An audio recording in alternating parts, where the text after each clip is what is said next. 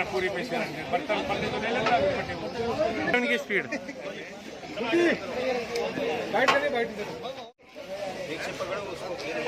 अरे आराम से पूरे आराम से देना भाई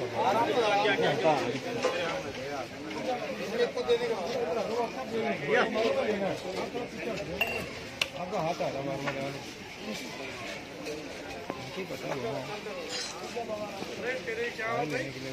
आराम से इधर देखते रहना रे।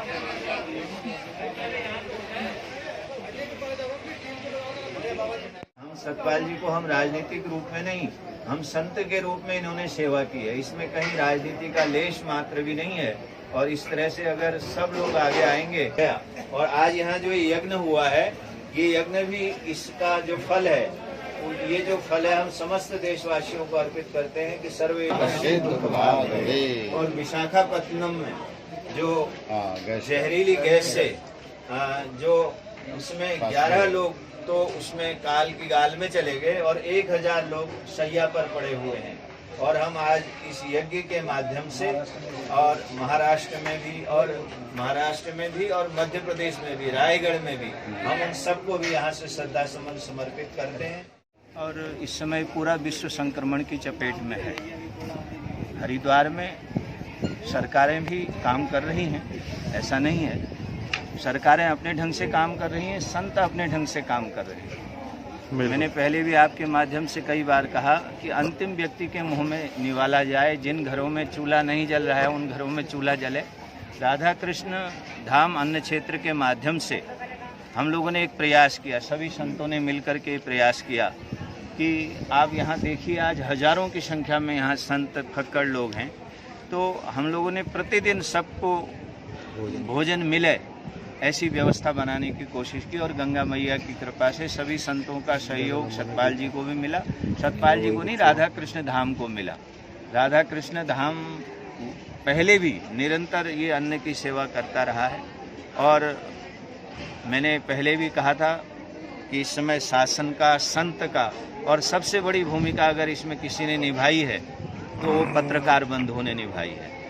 और पत्रकार बंधुओं का सम्मान तो बाद में करेंगे हरिद्वार के संत, क्योंकि गली गली में जा कर के अपने घर परिवार की परवाह न करते हुए उन्होंने बहुत महत्वपूर्ण भूमिका निभाई है। लेकिन अभी काम पूरा नहीं हुआ है, अभी बहुत कुछ शेष है। हमें आगे के लिए भी तैयार रहना है। देश के यशस्वी प्रधानमंत्री मोदी जी ने भी कहा कि हमेशा हमें तैयार रहना है। और हरिद्वार में हम लोग ये कोशिश करेंगे, यहाँ व्यक्ति भूखा भले ही उठे लेकिन हम भूखा उसको सोने नहीं देंगे। ये हम ब्रह्मलीन दंडी स्वामी शालिग्राम जी महाराज का वार्षिक उत्सव है और लगभग 46 दिन से लगातार आदरणीय इन संत गणों की कृपा से अन्न क्षेत्र लगातार निरंतर बगैर भेदभाव के, बगैर जाति उसके, हम लोगों ने लगभग 46 दिन ये अन्न क्षेत्र चलाया।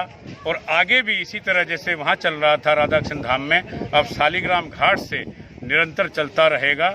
इसमें कोई संदेह नहीं है कि यहाँ नहीं चलेगा, लेकिन वहाँ जगह कम पड़ने के कारण से अब हम जो भी भोजन व्यवस्था होगी स्वामी शालिग्राम घाट से करेंगे।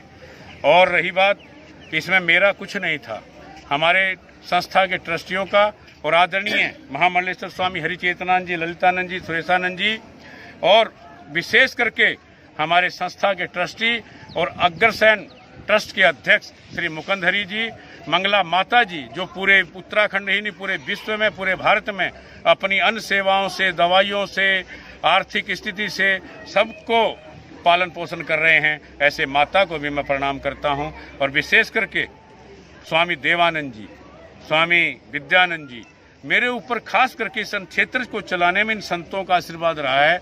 मैं वास्तव में इनको प्रणाम करता हूं आज के दिन पर।